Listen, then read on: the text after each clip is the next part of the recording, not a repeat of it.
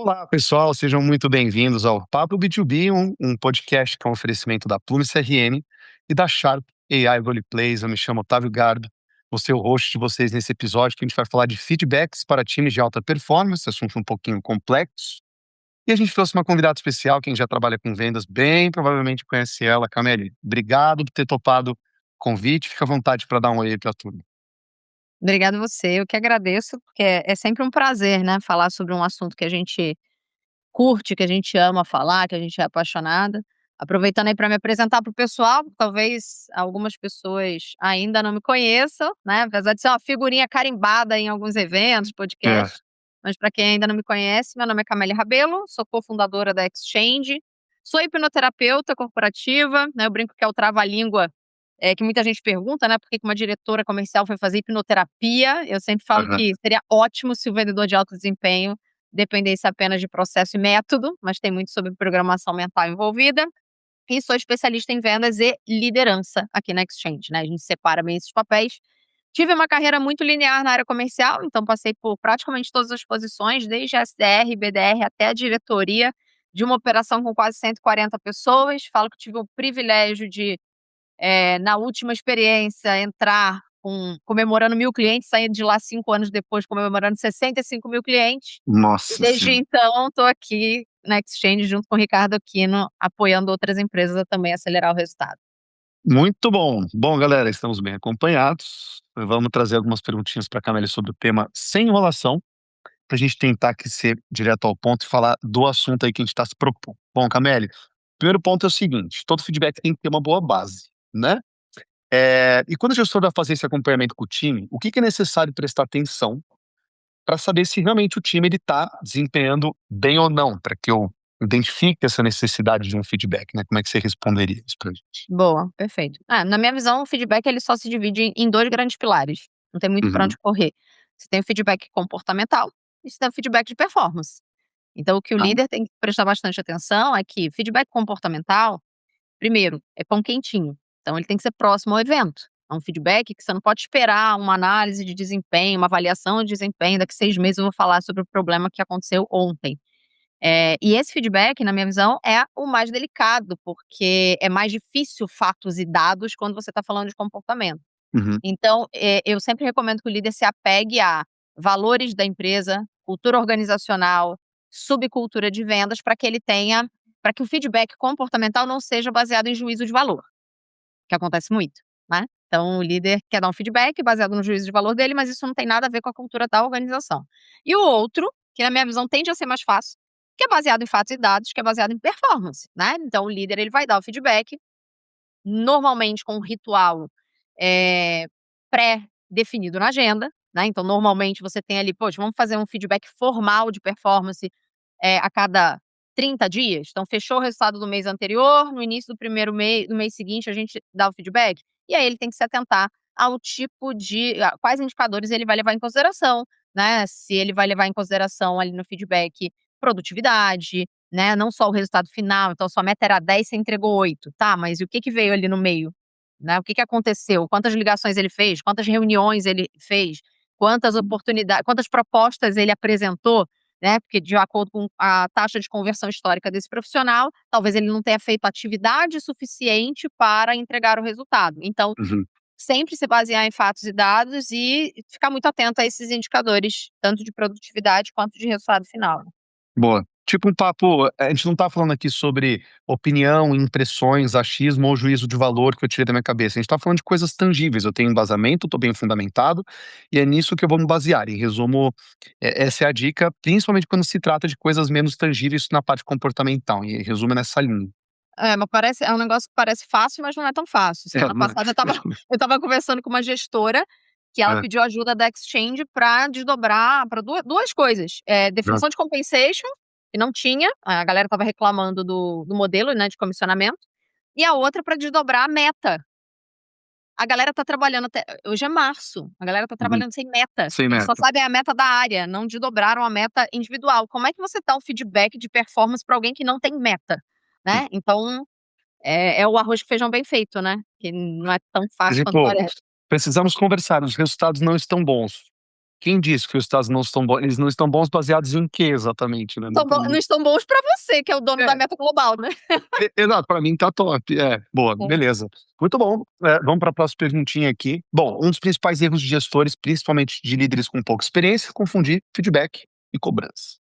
Como que o gestor pode sair de uma cobrança genérica, e trazer pontos que realmente sejam relevantes e importem para que aquele vendedor consiga entregar uma melhor performance? Boa, excelente pergunta. Acho que a primeira coisa é separar rotinas e ritos de gestão do feedback formal, né. Às Tá, vezes eu pergunto assim: "Ah, com que frequência que você dá feedback para o liderado?" E às vezes a pessoa fala assim: "Ah, toda semana na reunião de pipe eu tô dando feedback." Eu já acho aquilo estranho, porque eu falo: "Se você dá feedback numa reunião de pipe toda semana, fica parecendo o quê?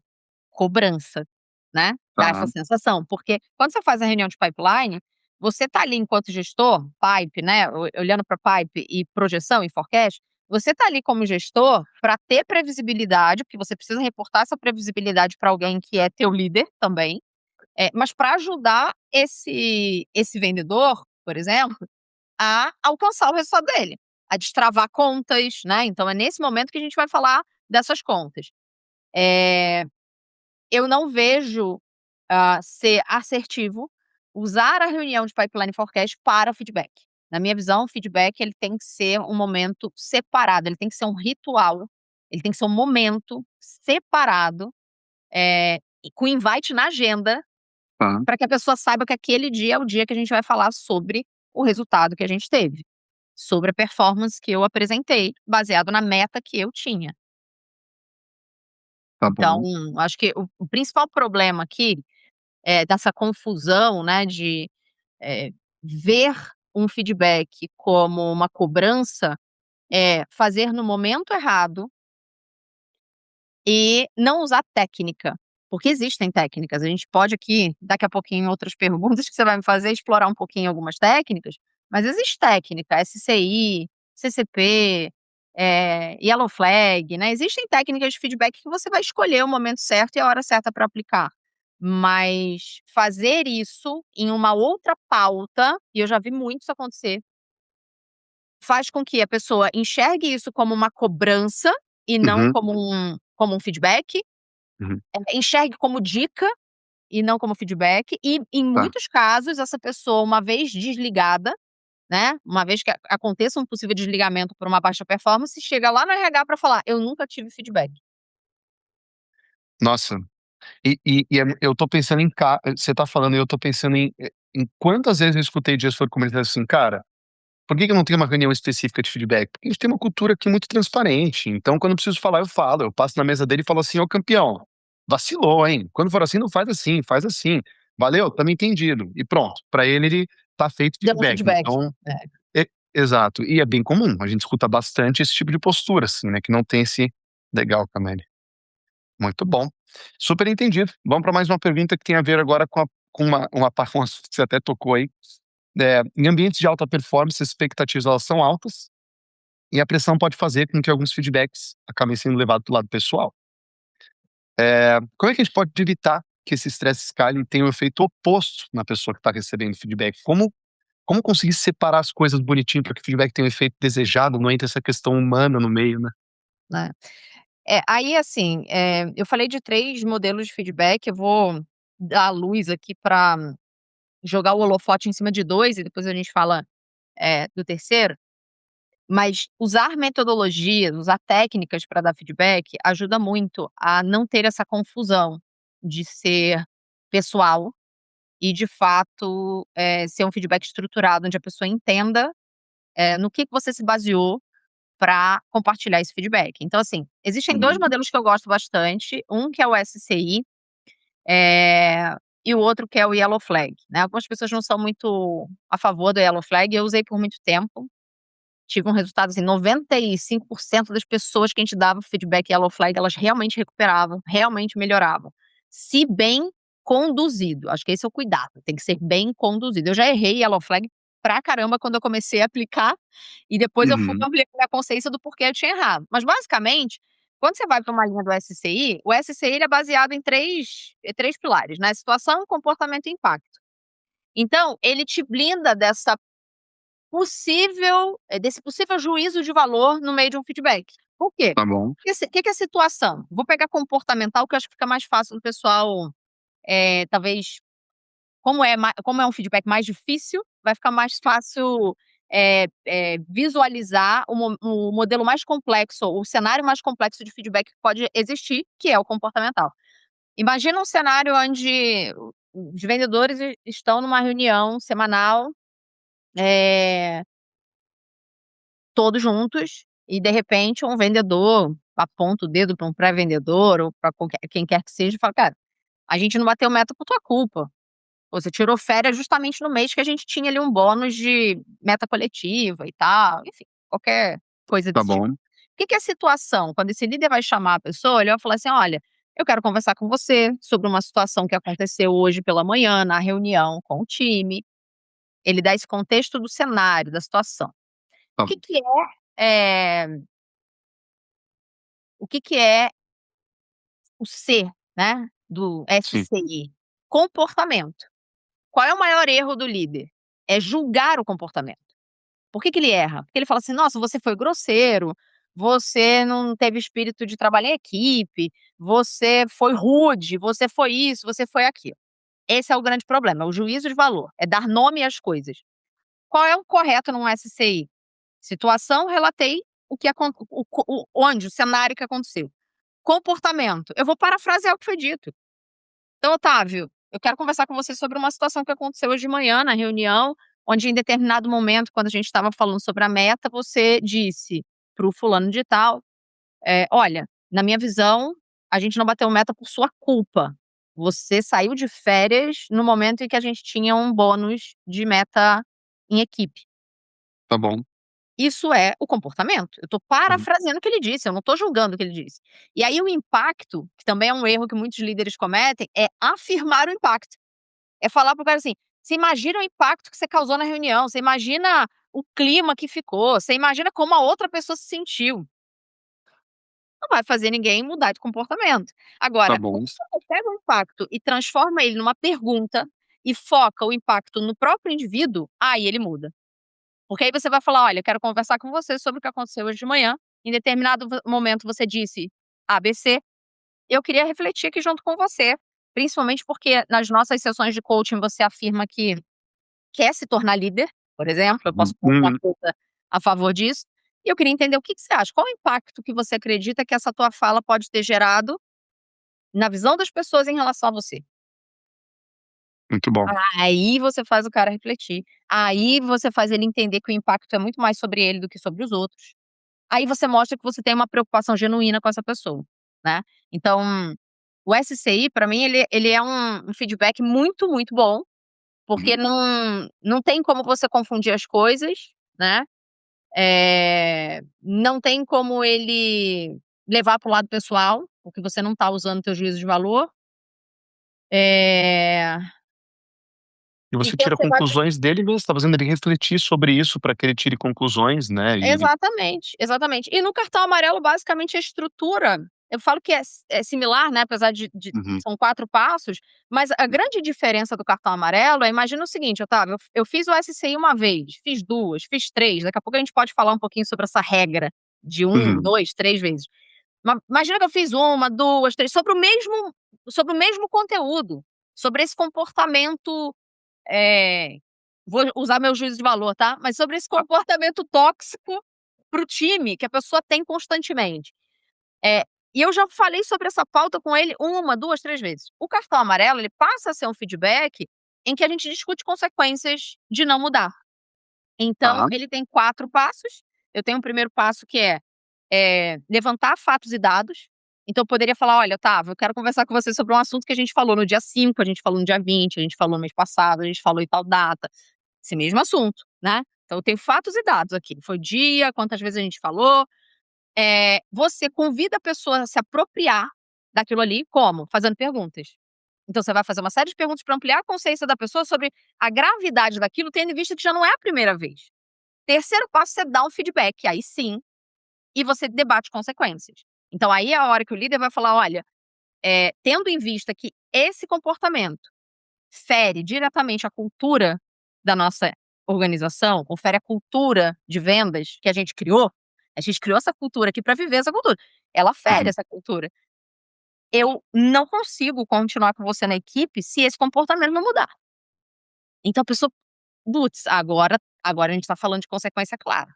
E o último passo, que foi como eu errei a primeira vez que eu apliquei, é terminar positivamente Tá, e criar um plano de ação com a pessoa. Eu terminar tá bom. positivamente é falar assim: "Olha, por que que eu tô tendo essa conversa? Porque eu acredito em você, porque eu sei que você é capaz de melhorar, eu sei que você é capaz de mudar esse ponto e eu quero criar um plano de ação contigo pra evoluir". E aí tem gente que fala assim: "Pô, mas como é que eu vou criar um plano de ação relacionado a isso?". Teve uma vez que eu criei um plano de ação com uma liderada minha, que era um diário de bordo, porque a galera começou a reclamar que ela era muito inconstante emocionalmente, instável, um dia estava bem, outro dia não estava bem e tal. Aí eu falei pra ela, eu falei: "Olha, vamos fazer o seguinte, você vai fazer um diário de bordo comigo. Todo dia, no fim do dia, você vai me mandar aquela bonequinha no WhatsApp com a mãozinha levantada, falando assim: ó, só por hoje eu consegui manter o meu equilíbrio, minha inteligência emocional. E no dia que você não conseguir, você vai me mandar: "Hoje eu não consegui". E a gente vai fazer uma reflexão sobre isso pra entender por que que você não conseguiu, qual foi o gatilho. E super funcionou. Então pra tudo tem plano de ação. A grande verdade é que se a gente vai numa linha de usar um método, se basear em fatos e dados, dificilmente você vai ter ruído num feedback com o liderado, ou ele achar que tá indo para o lado pessoal. Muito bom. Usando cultura da organização e valores dela como algo tangível que te afasta de juízo de valor para esse tipo de reflexão e cartão amarelo, porque não é mais sobre minha opinião, o que eu penso ou não leva para o lado não, provavelmente você tem algo contra mim, não é possível, porque isso é uma coisa muito comum também, né, o vendedor sair dali e falar: "Cara, o chefe me odeia, que isso, não é possível, pô". Muito bom. Próxima pergunta tem a ver sobre um tema que você já tocou também, sobre como é que a liderança pode identificar quando a etapa de feedback já passou e é necessário a gente começar a avaliar a permanência de um colaborador no time. Boa, né, essa é uma pergunta muito comum, inclusive quando eu tô dando treinamento, mentoria, "Cara, qual é a tolerância do SCI, né? Vou ficar dando SCI até quando? Porque o Aham. SCI não tem consequência, o SCI, cara, Uhum. vamos te passar a situação, comportamento, impacto, vamos fazer essa reflexão, plano de ação, vida que segue. Eu não vou debater Hum. consequência". E até quando não debater consequência, né, durante quanto Exato. de feedback? E isso, eu falo que não tem uma receita de bolo, não tem uma bala de prata, não tem uma regra escrita em livro ou lugar nenhum. Tá. Isso tem uma relação direta com, cultura de alto desempenho da empresa. Então, por exemplo, se você trabalha numa empresa que tem uma cultura, de alto desempenho, Uhum. provavelmente a tolerância dessa Isso é muito empresa menor. a manter uma pessoa de baixa performance é muito menor.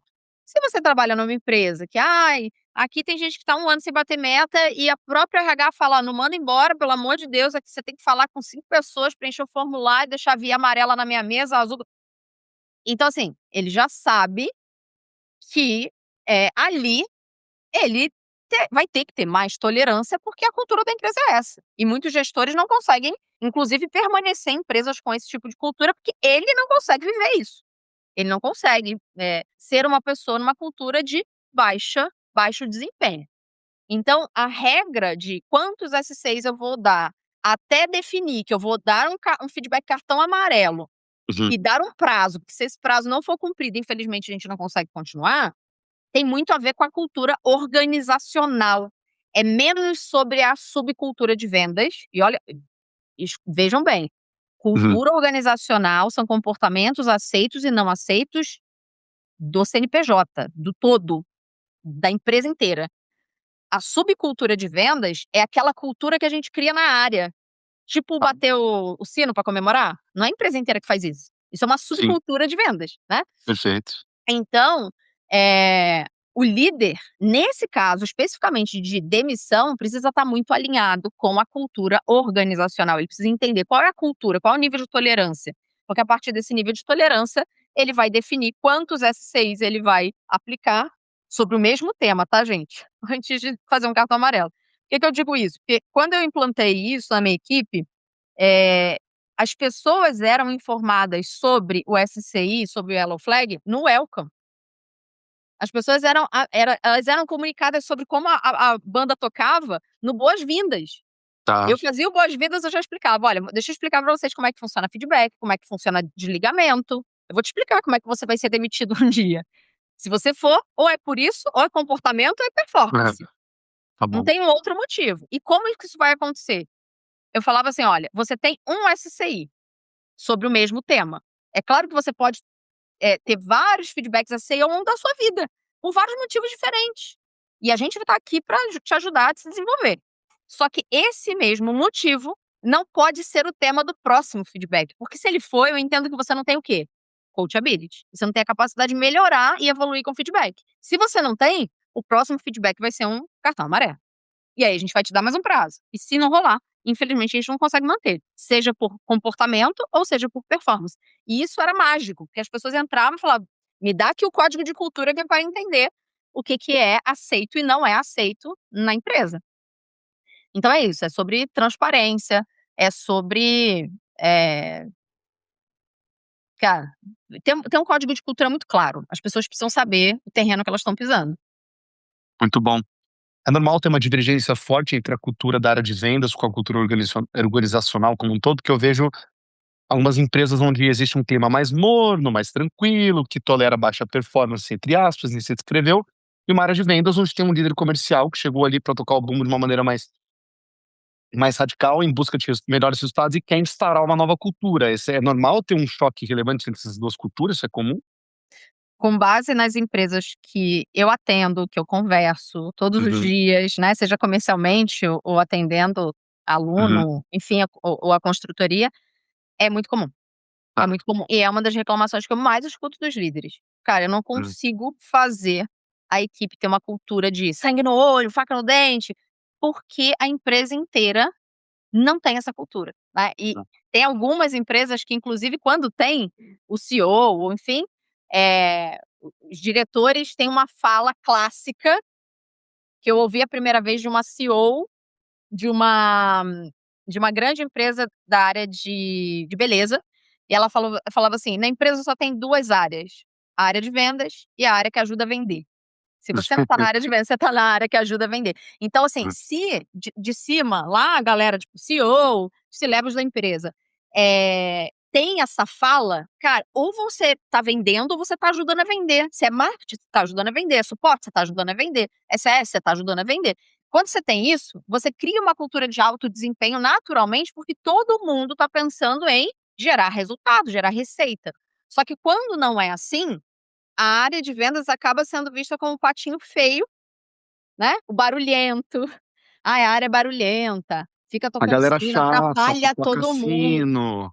É, É a área que fica pedindo toda hora alguma coisa para alguém, né, porque ele tá pedindo MQL lá para o marketing, ele tá, pedindo para o time, em alguns casos, time de sucesso, gerar levantar a bola para ele cortar, quando tá pedindo isso case de acontece. sucesso para o time de sucesso, para o cliente, o lead visitar um cliente semelhante É no isso, território é isso. dele. E ele acaba virando o patinho feio. E aí quando esse líder quer criar, implantar uma cultura de alto desempenho, Aham. ele é visto como alguém que não tem fit cultural. Isso acontece. As pessoas olham pra ele e falam assim: "Cara, esse cara não tem fit cultural, ele é muito agressivo", né. Tá. Então é um grande desafio sim, quando a empresa não tem já esse comportamento, as pessoas no todo têm esse comportamento de olhar pra empresa como é vendas ou então é alguém que ajuda a vender, normalmente esse líder corta um dobrado para criar uma cultura de alto desempenho. Muito bom, muito interessante. Eu fico pensando em quantos casos eu já vi muita empresa que era quebrando em 2 áreas, a área que venda e as demais que muitas vezes não querem que a venda aconteça, porque se sentem sobrecarregados ou são anti ou até: "Nossa, vai entrar mais um projeto aqui, meu Deus, a gente nem aguenta mais projeto, que saco, caramba, não dá para segurar". E você fala: "Caramba, que falta de orientação a resultado, que falta de uma visão única, né, rumo ao". Caramba! E aí realmente não tem como criar uma área que vai ser completamente desconectada da realidade ali dentro e no happy hour vai chegar gente batendo bumbo e "Ê, meta, vamos beber, ficar feliz e tal", e o resto da empresa ali morna, tipo: "Dane-se, só vocês que estão felizes, tô nem aí", né, vai dar um choque importante. É. Muito bom mesmo. Vamos pra perguntinha final aqui, o time não consegue levar a sério o feedback da liderança se não houver uma boa base por trás, a gente falou bastante disso já no podcast. Pergunta é: como é que o gestor pode continuar treinando e aprendendo sobre vendas, sem necessariamente estar na linha de frente ali, né, todos os dias, enfim, como ter essa boa base para conseguir dar bons feedbacks nesse sentido? Essa é a dúvida. Boa, excelente. Acho que o primeiro ponto aqui, Otávio, é que acho que tem primeiro plano de fundo, né, que a gente tem que trazer é que normalmente o gestor, né, o líder comercial, ele tem uma exigência do meio. E quando eu falo do meio, eu tô falando liderado, líder, par, ele tem uma exigência ali do ambiente de ser bom em diversas coisas. Eu falo que é tipo um canivete suíço, né. Uhum, Ele tem que ser muito bom em gestão, ele tem que ser muito bom em liderança, ele tem que ser muito bom com dados, tem que ser muito bom com pessoas, ele tem que ser muito bom, em conduzir uma reunião de pipeline forecast, ele tem que ser muito bom em conduzir um feedback. Mas na prática, eu, por exemplo, sou analista comportamental há 15 anos. Na prática, a pessoa vai tendenciar para ser Ricardo Aquino, meu sócio, ou Camille Rabelo. Né, para quem não conhece Ricardo, dá uma stalkeada que você já vai entender o que eu vou falar, né, só o fato do cara ser dashboard, icônico, números, ele gestão. exato, ele é aquele cara de pragmático, dados, gestão na veia, fone de ouvido, 3 telas de computador, prefiro 1000 vezes uma planilha do que Uhum. ter que e fazer um discurso, né, na frente de todo mundo ali para motivar as pessoas e tá tudo bem. Por quê? Porque ele é uma pessoa com perfil analítico. Eu já sou uma pessoa com perfil comunicador executor. Então eu tenho já uma tendência a ser essa pessoa que lida super bem com pressão, mas ao mesmo tempo é uma pessoa que acolhe, que, consegue estruturar um bom feedback, que tem uma comunicação, clara e gosta de se comunicar com as pessoas, né, eu sou mais do lado de pessoas. Então, acho que a primeira coisa que a gente tem que pensar aqui, quando a gente fala assim: "Ai, como é que o líder faz para ser um canivete suíço e se atualizar e aprender todas as metodologias e conseguir dar feedbacks estruturados, treinar as pessoas". Primeiro ponto, você não é um canivete suíço, eu também não sou. Se eu fosse canivete suíço, nem precisava de um sócio complementar a mim. Então, no livro que a gente lançou, o Liderança e Gestão de Alta Performance em Vendas, com a editora Gente, eu lancei com o Okino e ele realmente é dividido entre liderança e gestão. Porque a gente fala dessa dicotomia, né, apesar de você ser exigido enquanto líder de ser bom em tudo, a verdade é que as pessoas não são excelentes em tudo. Elas são excelentes em alguma coisa e boas em outras, e outras talvez elas nem estejam na categoria do bom ou excelente, e tá tudo bem. A questão é autoconhecimento, vulnerabilidade e saber quando você precisa pedir ajuda. Então, mais do que, como esse profissional pode se atualizar para dominar metodologias de vendas, para montar um roteiro comercial incrível, para dar feedbacks estruturados baseado em metodologias claras e um pitch claro de vendas, é entender o seguinte: você é especialista nisso? Isso é uma coisa que você gosta de fazer, que você sabe fazer? E se você não sabe fazer, você gosta de fazer? Beleza. Não é sugestão? Peça ajuda. Né, contrate uma empresa, na Exchange faz isso, mas independente se é Exchange, poderia ser qualquer empresa, contrate alguém que faz isso todo santo dia, para que você possa dar feedbacks baseado em um pitch claro, metodologias claras que foram estruturadas e desenvolvidas da forma adequada. Aí você fala assim: "Poxa, mas o liderado, como é que o liderado vai aceitar o feedback desse líder se ele não está mais na linha de frente, se ele não executa mais isso?" Tem uma pesquisa feita com 5.500 vendedores que mostrou o seguinte: os vendedores eles são 3 vezes mais propensos a seguir um playbook, um processo, uma metodologia, um discurso, quando ele é criado a partir dos vendedores que mais performam. Bom, Então não é sobre o líder performar, é sobre o líder ter a capacidade de identificar quem que performa. É o Otávio. Deixa eu assistir a reunião do Otávio, deixa eu transcrever a reunião do Otávio, deixa eu identificar quais metodologias o Otávio usa, deixa eu criar um pitch para a galera e eu vou treinar a galera, não com o meu pitch, não do jeito que eu acho, mas do jeito que o melhor vendedor faz. Em alguns casos, o melhor vendedor é o líder. Em alguns casos, não é. Ele tem alguém que vende muito melhor, vende muito mais do que ele, já vendeu na vida dele.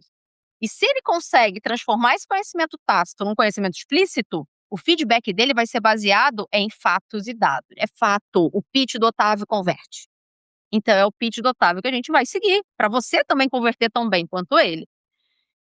Mas aí eu tenho uma crença muito forte, mas é uma coisa muito pessoal, porque foi assim que eu forjei a minha carreira, não quer dizer que a carreira de quem está ouvindo aqui tem que ser forjada da mesma maneira, em desenvolvimento acadêmico, e legitimidade. Eu acredito muito nisso, mas não é à toa que eu virei dona de uma empresa de educação, em vendas, né.